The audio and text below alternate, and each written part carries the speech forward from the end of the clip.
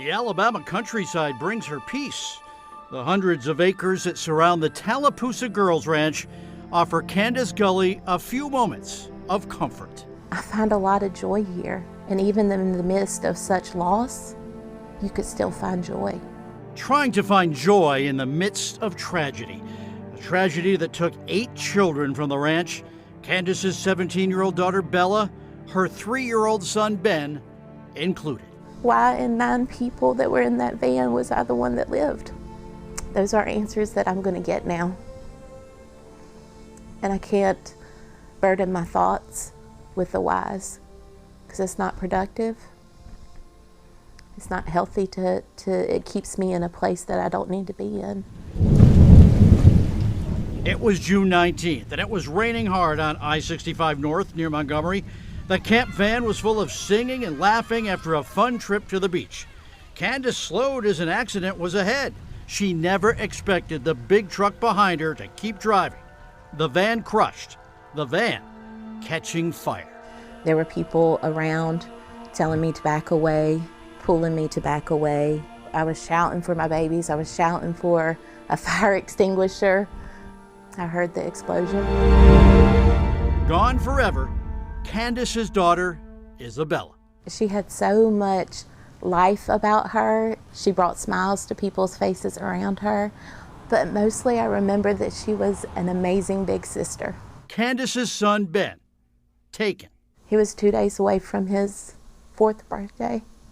He was sweet. 8 children, including Candace's nephews, Josiah and Nicholas, 4 others, Dana, Haley, Mackenzie, Tia, all gone. I don't have any regrets about how I loved on these kids. I have no doubt that they knew that they were loved and that they were cherished. And so for that, I'm grateful. How does Candace Gully move on? With a resilient faith and a belief that she will see those 8 smiling faces again. My faith says that I'm going to be reunited with my children, and that I'm going to fight the good fight while I'm here, and I'm going to run the race that's set out before me.